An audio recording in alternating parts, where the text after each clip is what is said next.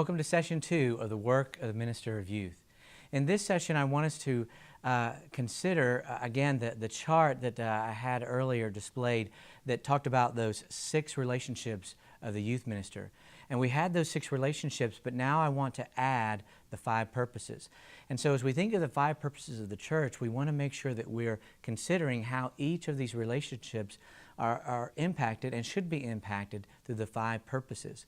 And so as we think about our relationship with the church staff and those 5 purposes, we consider parent ministry and those 5 purposes. Certainly the work with teenagers, our students, but also our volunteers and how we are helping serve and impact through those 5 purposes the volunteers in our youth ministries.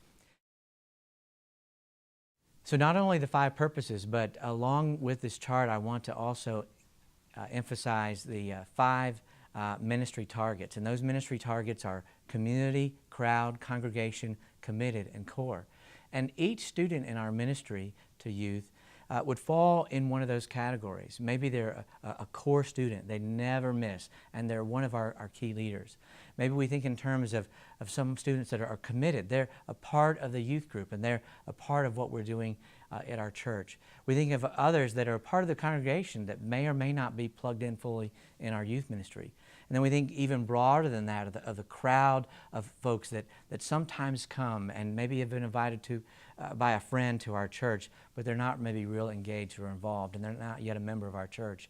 And then beyond that, we have the community. And so each student we can think of in our entire town would fall in one of these categories. And how and what are we doing to help move them through the sequence so they become a member, they become a part of the committed, and they become a part of the core.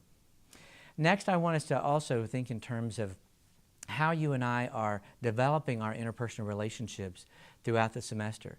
Making sure that we're considering how our developing of these skills can impact in a huge and positive way our ministry to youth. The biblical basis of youth ministry has been a theme that we've asked you to consider as you've done the reading and as you've had the online discussion boards. But the assignment this week relates to whether or not you believe and how you feel that youth ministry is biblical. So I want to take a moment here as we conclude this video to think about what I believe and what you believe about youth ministry and its theological implications.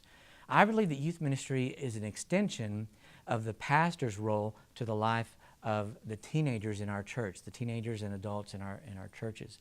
And so as we look at youth ministry as being an extension of the pastor's role, then we begin to think in terms of how I view Scripture and what it says about the role of the pastor and shepherd in Scripture. And so those are some things to think about as you develop your own theology and biblical approach to youth ministry. Make sure you get that essay turned in. It's due, remember, on Sundays. All the assignments for the rest of the semester are due on Sunday nights by midnight, all right? And this week you're working on the essay. You're making sure you're posting again for Discussion Board 2 and that you're doing the reading and the online reading as well. So this was session 2, and I'll see you next week.